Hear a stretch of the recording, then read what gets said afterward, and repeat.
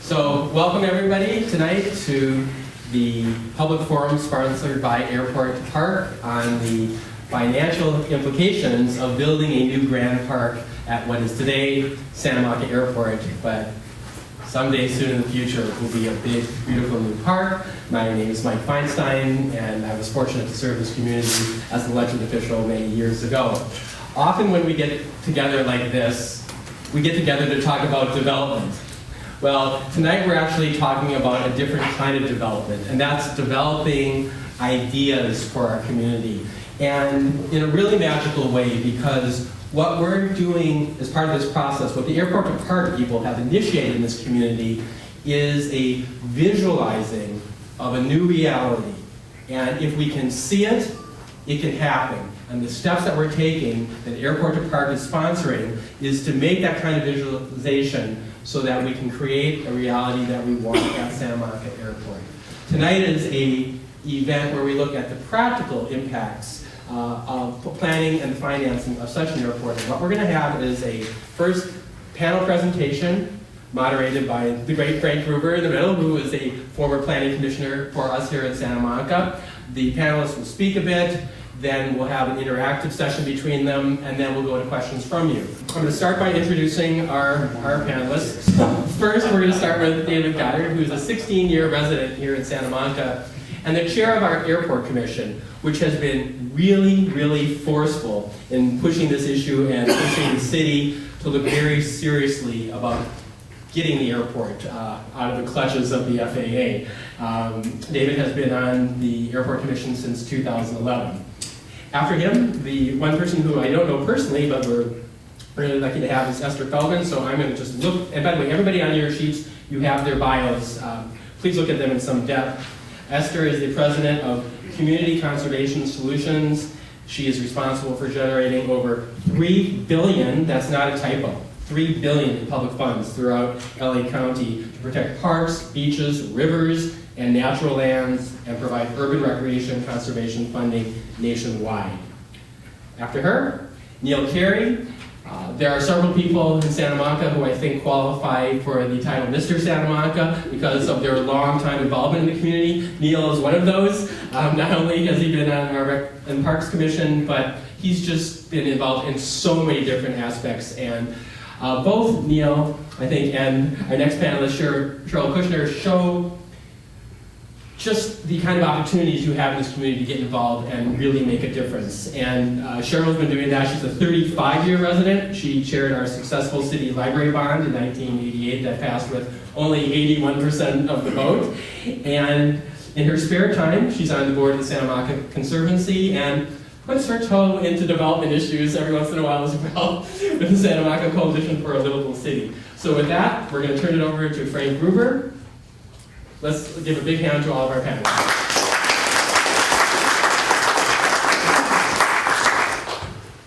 Hi, welcome. Thanks for coming. I do want to say that there's been a lot of controversy in Santa Monica this week. A lot of people going to City Council. In 50 years, I don't know if people will remember what's going on in Santa Monica on any given development project, but in 50 years, they will benefit from what we're doing tonight. I believe that's the case. We're building something for the future. I'd like to, I'll be moderating, but my job also is to get a little bit of context in terms of the kind of costs that we're considering for the airport. There are a couple points I want to make at the beginning. The first one is that the biggest single cost of this park is the land itself. And we're fortunate that almost a century ago, in the 1920s, voters in Santa Monica approved a bond to buy most of this land. It was a parks bond. At that time, they thought an airport was a park-like use, believe it or not. But right now, it's our chance to turn that in. That land is conservatively worth $200 a square foot, which is equivalent of $8 million an acre. So we're talking about a park probably in the range of 165 to 190 acres, kind of depending on how you define park at the airport land. So you can just imagine, we're talking about more than $1 billion worth of land. That's the biggest cost. It's already been paid for. So that's a really important thing to keep in mind, if I may say. And the second thing I want to say is the reason and the philosophy behind this panel tonight is that we at Airport Park want to figure out how to finance the park without using developer money. This has been a big mistake that other places have made. You've heard about El Toro down in Orange County, and we want to try to find a way to finance this without having to include development and to make it happen. As for the cost, the final cost of building the park depends a lot, obviously, on what kind of park Santa Monica decides to build. What we're doing today is exploratory only. Airport2Park has not been planning a park or budgeting one. Parks can cost anywhere from almost zero. There's a famous example today in Berlin. They took Tempelhof Airport, a very famous big airport, and they just closed it and opened up the gates, and people come in and they love it. They use the old runway at virtually no cost to the city at all, while they're planning what they will do with the area in the future and what kind of park they'll put in there. So you can start with kind of zero. Then you can go to highly structured parks that have a lot of work put into them and that cost a lot more. But what we found with our research, based upon kind of active and passive use parks in Southern California, that a kind of good average figure is $500,000 an acre for construction costs. So that's a kind of number to kind of keep in mind. Operating parks. We also found that a rule of thumb number, again, this varies a lot. If you have a very tight, active park that's used for a lot of things, that has a lot of maintenance issues, it's going to cost more. But your general, again, active/passive park in Southern California, the per annual cost per maintenance is typically $25,000 an acre. So for our park, it's probably about $5 million a year in operating expenses, the way to think about it. So as background, we just wanted to give you those numbers. One of the things we don't want to do at Airport2Park is, minimize how hard this task will be. Now, to start with our panels, the first is Cheryl. And this is what I'd like to ask you, Cheryl. The last time that the city of Santa Monica asked the voters to approve a general obligation bond was in 1998. That was when you chaired, as Micah said, the campaign to pass a library bond, which passed with 81% of the vote, well over the 2/3 necessary under Prop 13. Just a couple of years before that, a bond to fund a new public safety building didn't get to the 2/3 threshold. And so we know it's not easy to pass a bond, even in a city like Santa Monica. If the city wants to use bonds to fund park improvements, given your success with the library bond, what advice can you give us about how to make a bond campaign successful and what pitfalls to avoid? Well, I guess chairing one bond campaign makes you an expert. But at any rate, I think you need a little history. In the 80s, a study was done that said that we were going to outgrow this library in 2000. And so in 1988, there was a bond campaign to buy adjacent property to the library. And so we have that property similar to, the airport being property already there. And then in 1998 is when it was decided that we need to now build the library and renovate the branches, and that's where I came into play. Advice. I think it was successful for a number of reasons. The library itself is one of the highest rated city departments that there is. It's a well-used, well-loved institution, so you start from that. The Friends of the Library are the ones that mounted the campaign. They're a nonprofit organization that have been, long existing. So there was that framework, and we worked very closely with the administration and had our meetings here. So there was some built-in support to begin with. We went to City Council and convinced them to put this on the ballot for a special election. And that saved us the hassle of getting signatures. So that was helpful. We had a named celebrity who was our honorary chair. He really didn't do that much, but I think the name was worthwhile, and it was Michael Crichton, who at the time was a Santa Monica resident. So I would recommend that, you know, if you have some star power, that you try and corral that. We had a very reliable and careful volunteer who was on the board of the Friends of the Library, who acted as our treasurer, and she tracked all the expenses and all the donations and filed all those California Fair Political Practice Commission forms that have to be timely filed. We had, at the time, before we decided to put this, to go out for this bond, Parks and Rec and the school community all wanted to put bonds on that ballot at the same time. So we sat down to strategize whether or not the community was going to pass 3 bonds, and they were substantial. Ours was $25 million. And in time, Parks and Rec decided that they would postpone their bond. And so it was this school bond and the library bond that went together, which was very, you know, had some synchronicity in terms of, you know, having kind of a similar mission. And that was incredibly helpful because the school community can marshal a whole lot of people. And when it came to phone banking and precinct walking, that was wonderful because we would publicize each other's, you know, bond campaign. We did hire a consultant to help us get out the vote and make our message clear, help us get on slate mailings.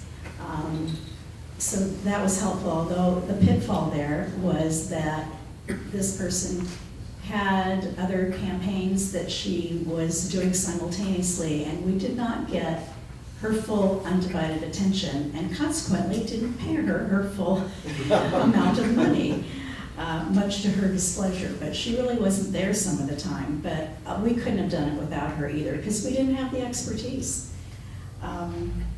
The Friends of the Library used our own personal contacts to do fundraising. We had house parties.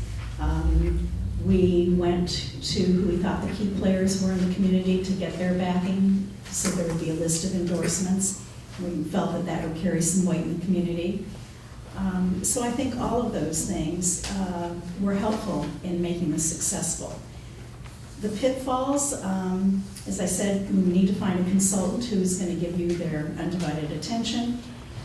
If there are going to be other bonds that are going to go on at the same time, you need to sit down and really hash this out and find a way to encourage that whatever bonds are out there are going to be successful, and then you don't overload the community, and determine that should someone drop out, how can you help each other, and are your campaigns compatible? And be smart in how you word the text and your arguments.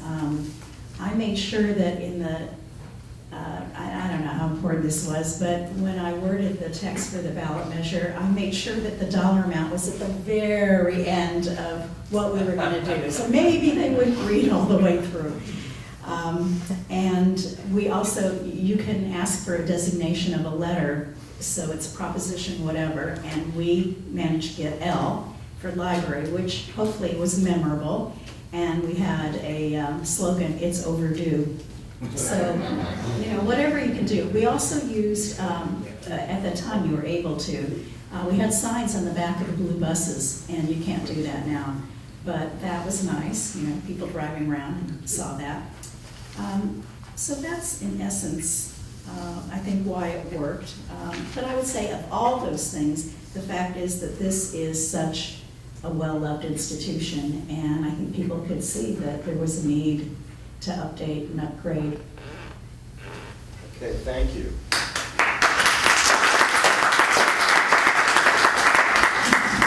Okay, Neil, Santa Monica has in recent years been the beneficiary of extraordinary philanthropic gifts. The city received close to $30 million from the Annenberg Foundation to fund the new beach house and other facilities at 415 PCH. And the college received a reported $10 million from the Broad Foundation to endow programming at the college's new Performing Arts Center. And I'll leave aside gifts to the hospitals. Speaking as someone who was, as a Rec and Parks Commissioner, closely involved with the Annenberg gift, and as someone who was also both served on the boards of charities and represented them as an attorney, what advice can you give us about what we would need to do to attract philanthropic gifts to fund facilities at the new park, and what pitfalls do we need to avoid? Can you hear me okay? Yes. Okay. First, I think, when you look at the Annenberg, it really was an article, I think it was the LA Times, about the disarray of the property, and the city didn't have the money to do it, which led to Wallace Annenberg making her call to someone, Barbara Stinchfield's actually sitting in the back. And that, so one key factor is whether it's something like that or you're looking to build a park, is really getting the word out, what you're trying to do and what your needs are. So that's one factor. Because one thing, my firm has a lot of, we have a lot of offices all over the United States, and we set up a lot of private foundations for wealthy individuals. And they go all over the place. Some are very specific for what they want to do, where others just look for good causes. So part of it is using contacts, letting people know what you're trying to do. One advantage you have when you're talking about something like a park is there's many different opportunities. There could be a university accessible playground. There could be skateboarding. This could be, I hope it's not like the Oscars and my time is up. I'd just like to thank my mother. So, because of that, it gives you a greater chance to really go out there and find different people who may be interested with money. But the private foundations and that kind of money is only one potential avenue of where you can be bringing in money. There's all over the United States, you've heard Friends of the Library. There's a lot of Friends of Parks. Some are but many of them are individual parks where people become the friend, you form an organization, a nonprofit, and then they support the park, and it can be used for building the park, or it can be used for operating or supplementing the park. So there's that opportunity. Another opportunity, and Phil Brock, who's in the audience, the chair of Rexham Park, and I just recently formed the Santa Monica Parks Foundation. And there's a number of them throughout the United States. And what we have determined is there is money out there of people that would be willing to support the park, the concepts, because park means clean air, means recreation. It's been shown you have playing fields, places for kids to come, it's going to reduce crime. But many of them will not give it to a city. They will give it to a 501c3, they want a tax deduction. So by forming this foundation, which will be in place, whether it's through that foundation or another foundation, there's another opportunity for bringing in money from that source. You also have, the community in general. The Aiden Park in Westwood, which is one of the early university accessible playgrounds, was built by parents. There's those kinds of opportunities where you can actually mobilize the community, whether it's a playing field or a university accessible playground. And because you don't have to do it all at once. It's not like you're putting up a building, the Annenberg Beach House, you're not going to put up the first floor and then when you can raise the money, put up the second floor. So, but with a park, you really have the opportunity to do it staggered. And because you have a runway, right now you could put up basketball courts, volleyball courts, skate parks. So you definitely have, that opportunity. You have naming opportunities that, there's been resistance in the past, but the day is going to come, I think, that just like more schools, more cities are beginning to have naming opportunities, that's another excellent way of raising the money. And then one thing that, because I happened to participate in it, when I went back for the 1996 Atlanta Olympics, they were selling bricks at Centennial Park. We bought bricks, we went there, we found our bricks. They raised quite a bit of money by doing that. And so there's those kinds of opportunities. So there's a great deal of variation. There's also, getting beyond private philanthropy, the Virginia Avenue Park extension was from a federal grant. The PAL building at Virginia Avenue Park was based on a grant that went, PAL is a 501c3, half the money went to PAL, and it had to be matched by the city, but the PAL building there was again built by grant money. And so there's a lot of it out there, it's just a question of needing to go out and find it. And then, although it's slightly off my topic, but if I could just make one comment, because it's an interesting thing on the bond. When Cheryl mentioned how this city, Rexham Park, it's really the city, decided not to do a bond, but the school district did. That was really a negotiation. I was chairing the school district's bond. They had a lower percentage, and what we did is got together with the city and said, look, 3 bonds are not going to pass. If you withdraw your bonds, we'll increase the school district's bond and add money to build fields at all of the elementary schools. And so it was agreed. They withdrew the park bonds, and that was really what led to the playground partnership back then. So there's a lot of creative ways in working together. And one other thing that's in Sacramento is a lot of discussion of lowering bonds to 55%. I've chaired 3 bonds for the school district. School districts only need 55%. If they ever get to the point where they're going to lower the threshold, then the passing of bonds in Santa Monica is actually going to be a very easy thing. 2/3 can be tough. 55% for a lot of things, and parks is one of them, I think would not be that difficult. Well, it's really nice to know that we had the Wheelers and Dealers of 1998 right here on our panel. Frank, do we want to wait till everyone's? Yeah, we want to give all, Neil went out of turn a little bit, that's okay. That's because at my age, I would forget by the time. Okay, Esther, you're nationally known for the work you've done to fund parks and get them built. Based on your experience, I'm going to ask you 2 questions.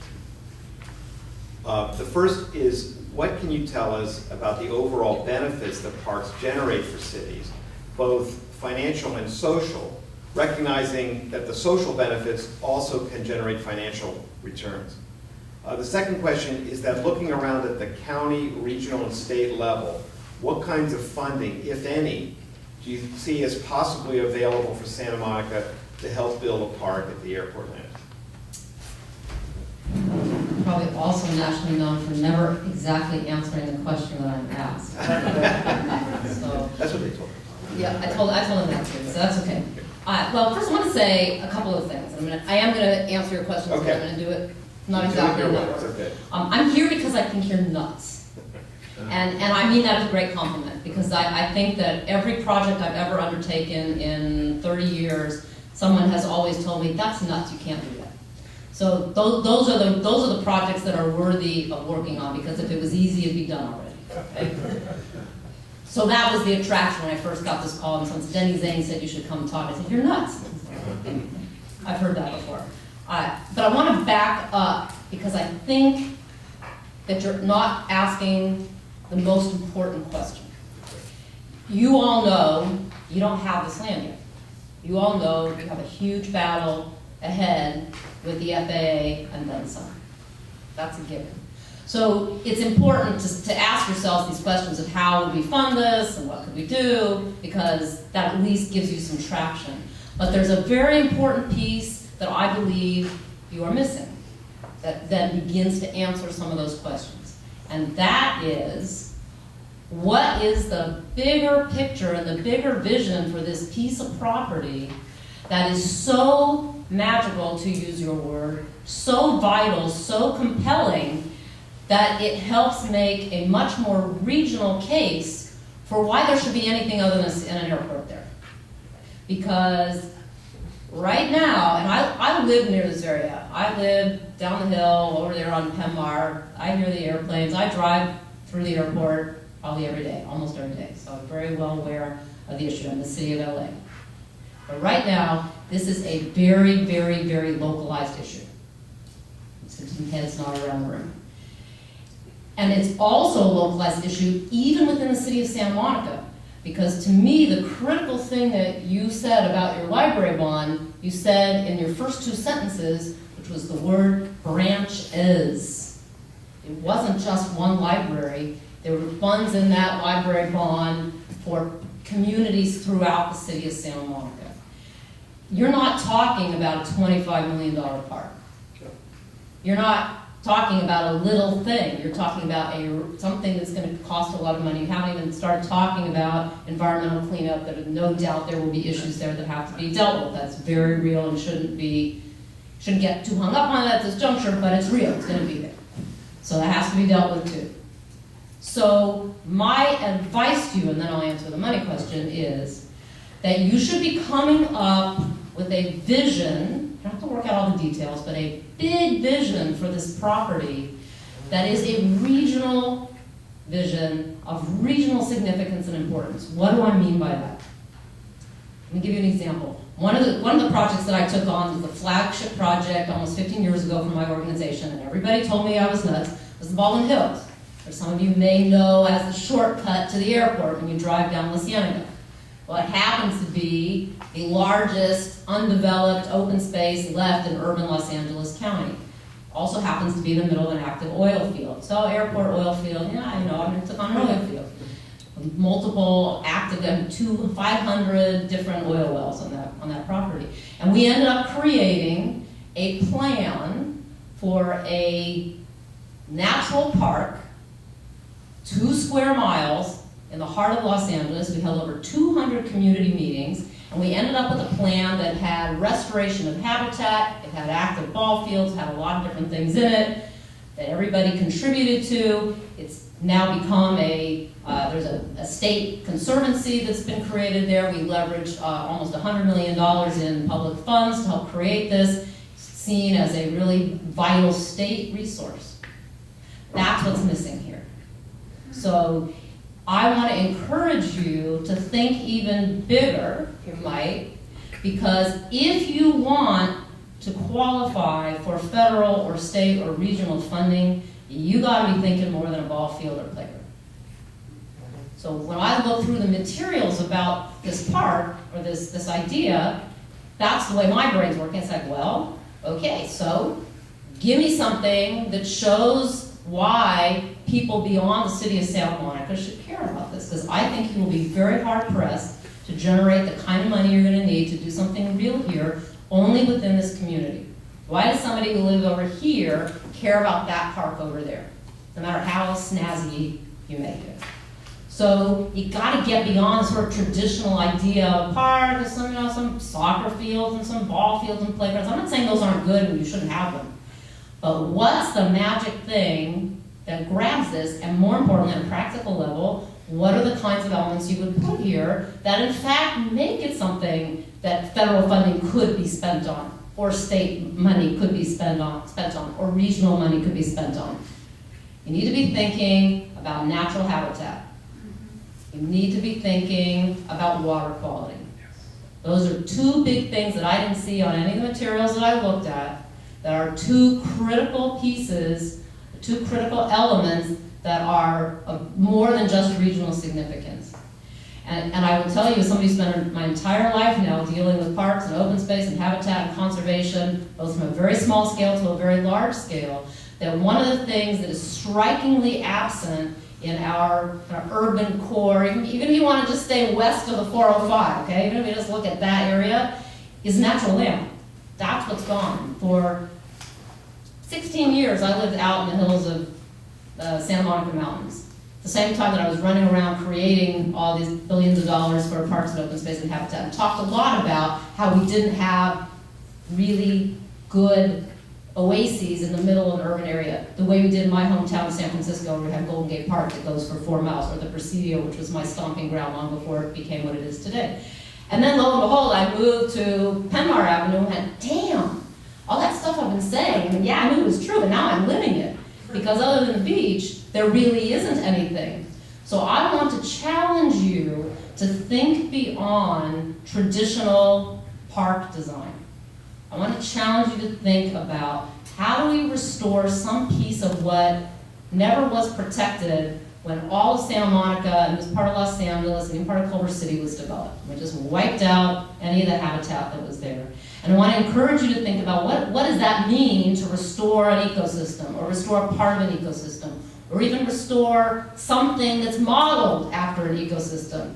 What does soil and plants do? How can we use that to actually naturally capture water, make it available for reuse in some way? Then you're talking about things that matter at the state level, at the federal level, and the regional level. The kinds of funds that come down the pike, there's not many that are available right now, but the kind of funds that come down the pike for the state, at the state level, or the federal level, or the regional level, are for things like that. So in order to be eligible for those kinds of funds, you have to have that kind of big vision. And I would argue that in order to build the kind of support that you're going to need to move this beyond a battle between a few communities in the FAA, you need that kind of vision to galvanize the kind of regional support that helps you make that case. To me, those two things go very much hand in hand. And then when we start talking about how do you pay for this, you're on a completely different level. Did I answer all your questions? Well, you answered one set, but I'd still like you to, and this is great, because I really appreciate it. But I also ask you to talk about the social and economic benefits of parks themselves. Is that, I mean, in a way, it seems obvious to us, but it's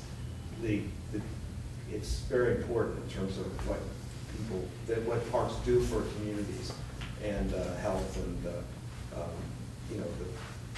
community values and that kind of thing. I suspect that I'm preaching to the choir if I start talking about health and why we need parks and kids need to come outside and all those kinds of things. So I want to again address that on a slightly larger scale. Clearly it's important to have neighborhood parks because that's what makes a community livable. And yes, Santa Monica has a shortage when you compare it to national standards. Not so bad as a lot of other places because clearly we've got the beach and that counts as accessible open space and it's clearly used. If you have a resource, and I would say beyond just parks, park is kind of it's almost too small a word really for what we're talking, but I think you should be talking about here. But if you have something that's really beautiful that people want to come to, guess what? People come. And how many people here have been to Griffith Park? All right. I mean, it's the same thing. It's like you live in San Francisco, who hasn't been to Golden Gate Park? You live in New York, who hasn't been to Central Park? Well, what do we do in an urban area when we go to parks? I mean, we get an ice cream cone, we get a coffee, we go out to dinner, if there's shopping nearby, you kind of build that in, it becomes an outing. So if you, it's the same reason that a very urban attraction like 3rd Street Promenade is successful. Not that we go on 3rd Street Promenade in Airport Park, but people come for other reasons. And in an urban environment that's it's increasingly congested, and I don't mean to belabor that point, those open spaces become even more important. I mean, there's a desperation for that kind of open space, and I think there's also a very, very strong draw to places that aren't completely developed. It's one thing to come to a complex of ball fields, it's something else to go someplace where you can go for a walk and feel like, I got to just take a little break and I didn't have to fight PCH traffic to drive to Malibu, right? Has anybody here been to the Vista Hermosa Park that was built on the old Belmont School site? About one person. I want to ask each of you who really cares about this project to make the effort to go visit that park. It was built by my former employer, Santa Monica Mountains Conservancy. It was built a number of years ago. This is the old Belmont High School site. It was if you might recall, huge controversy, abandoned as a high school site because it was considered too polluted. Not that they actually found that was the case, but there was too much pressure. It couldn't be built as a school. Santa Monica Mountains Conservancy came in and built a park, but they didn't just build a park. And I'm embarrassed to say it took me about 8 years to to go visit that park, and I had the opportunity to do that late last year. I was blown away, and I'm not easily impressed by parks. It's right in the heart of, just opposite downtown, in a core, Vista Hermosa, core, really gritty urban area, and you walk in this park, and it is like you have come to Oz.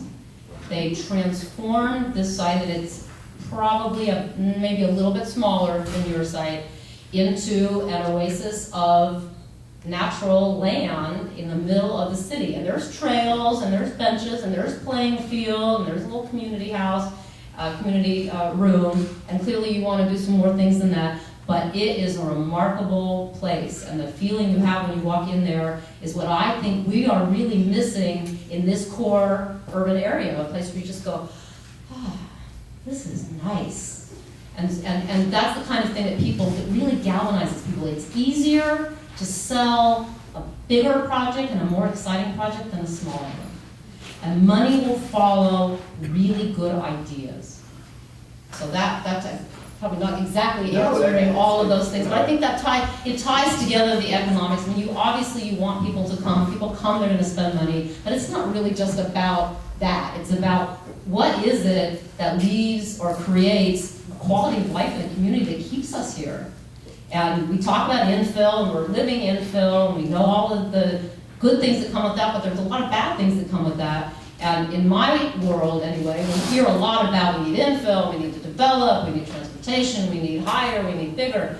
And there's very few voices saying, but what about the green stuff? What about the bees and the birds? And I don't want to sound too cute about it, but we've really taken out a lot of what was natural. And yet we want to be in this area because we like kind of being close to it.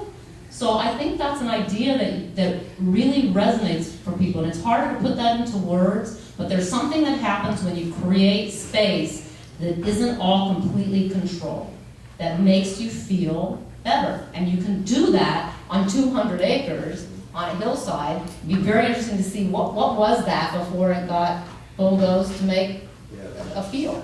Well, I appreciate very much what you said, because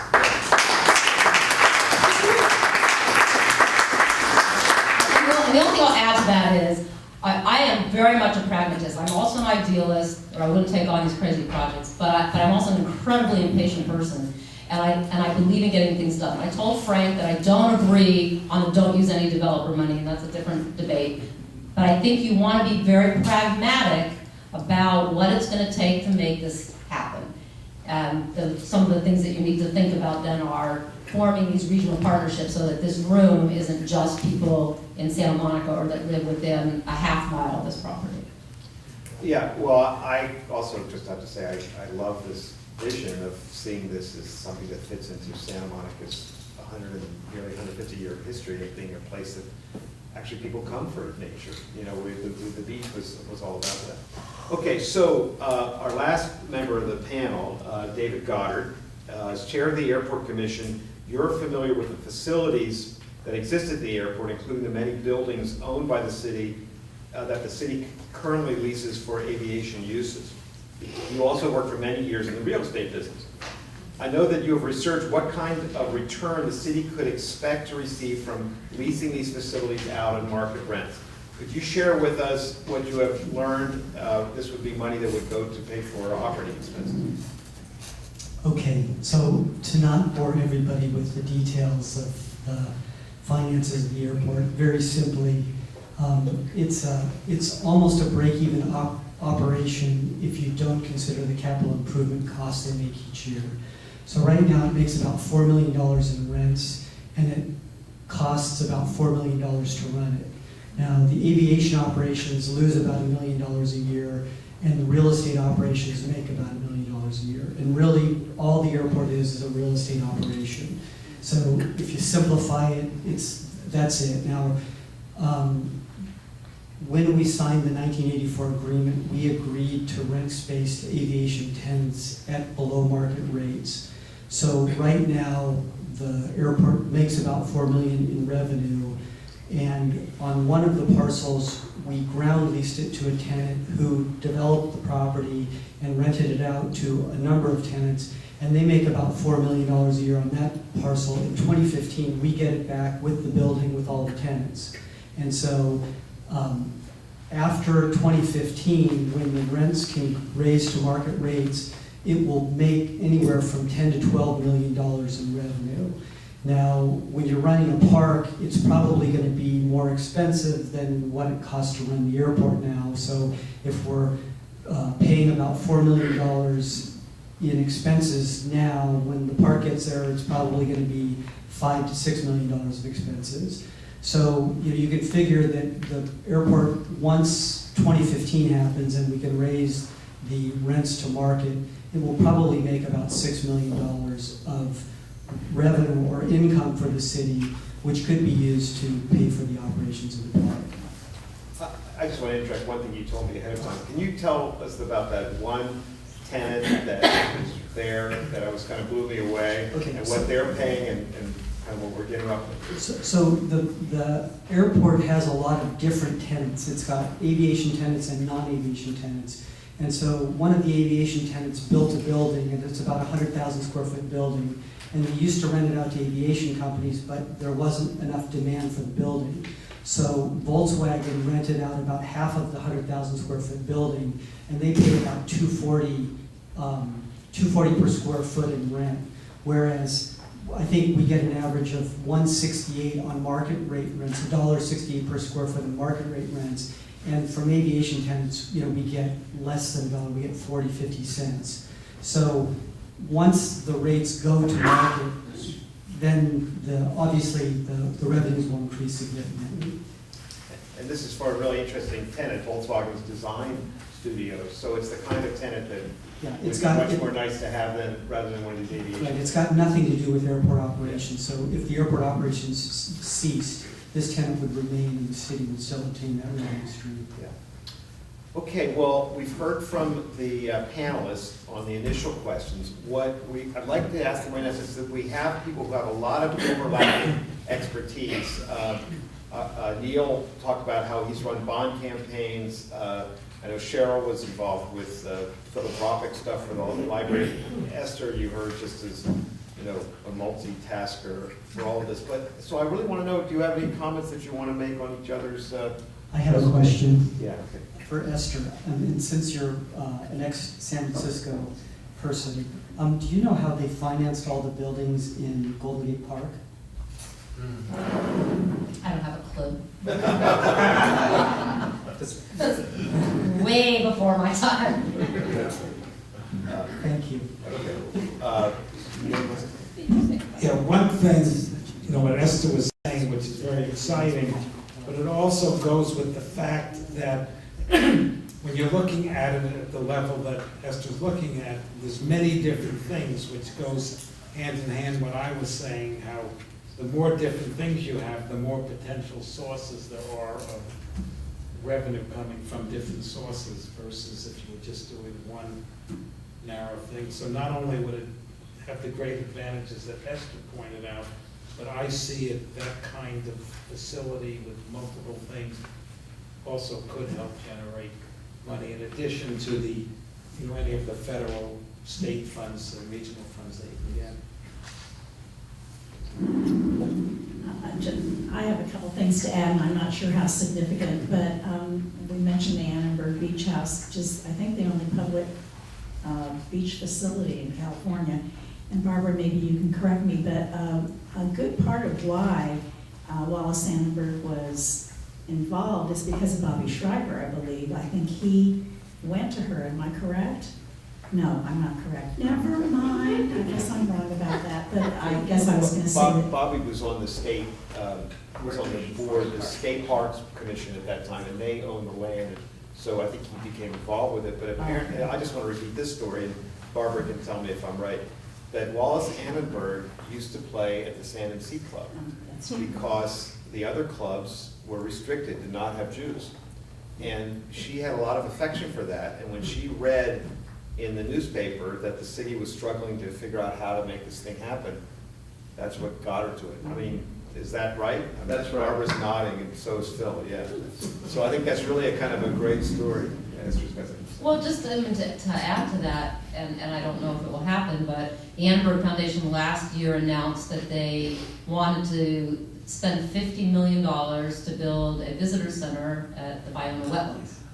Very controversial, a lot of people want other things, but the point is that after 35 years of discussion and community action regarding the Bayona wetlands, and many different state agencies and I think some federal funds as well involved in buying that land, that it's now finally at a point where people go, wow, this is really important. We need habitat, we need wetlands, we should do something there at a level to attract that kind of attention in the Annenberg Foundation. So it goes back to, again, what I've been saying about sort of this bigger view. I've been sitting here hatching this idea of Pacific Flyway instead of the airplanes, and I'll give it back to the birds.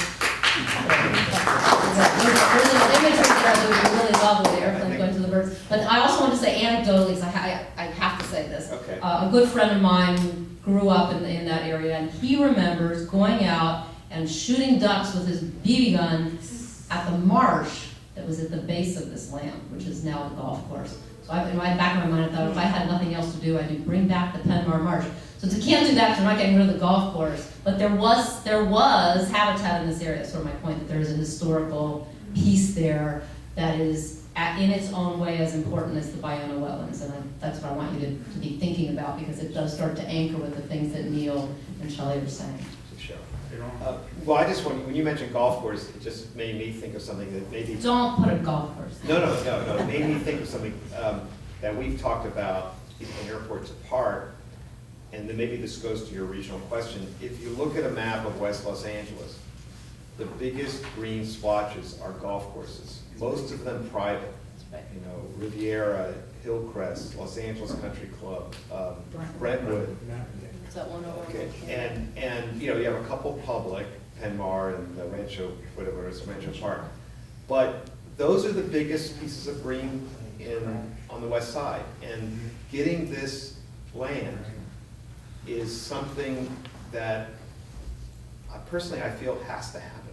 I mean, I just feel it's nuts, but it's nuts because it has to happen. This is an asset that can only be used for a public purpose like this in large part. And that includes the cultural uses that are there. We had our October 3rd workshop, and it just, well, let me tell anecdotally a story that we had. We had with somebody in our group who actually has been very involved in the Bologna stuff. And she is a big person for habitat. And I don't know if you all saw them coming in. If you haven't filled out one already, we have surveys for you to fill out what you'd like to see in a park. And we've gotten a lot of these in, and we've tabulated them, and we're getting more. But this person filled out hers, and I thought, oh, I saw her name on it. I thought, well, it's going to be all habitat and all that. I said, well, there was habitat there.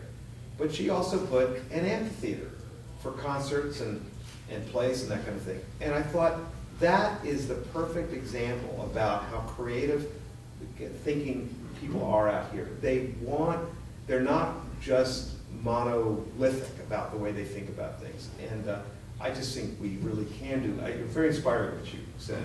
I think we really can do something great. Any more discussions here? Just one other thing I want to mention, piggybacking on philanthropic, and it's chump change, but it can help, and that is, you mentioned bricks in Atlanta, and we have done that in Santa Monica at the pier, and also at 2 of the branch libraries. We sold pavers for the patio, and people could put their names or poetry or whatever. And the reason we sold those is because the bond campaign, the bond issue did not cover any refurbishing, interior, new tables and chairs. And so that money that we did raise through the pavers was used for interior refurbishing. So it's something to keep in the back of your mind. I don't know how much more of those we can sell since we've done the pier and the libraries, but. Well, did you find that was important for the buy-in? Yes, I think, certainly people in the branches, who go there frequently, pointed to their kids, and it is there for, I don't know, not time immemorial, but for a long time. Yeah, I think it just made me think that one other example is on the 3rd Street Promenade, when the Ed Foundation put books and bells. And that raised a lot of money. And it's interesting because my family, we have one of the books, I guess, on top. And people that have come from even out of the area who knew me would go by and said, I think I saw your name on some books. I did, usually I would have said the Carey family, but because of Jim Carey, I put the Neil Carey family. So, Any more stuff up here, or should we go to questions?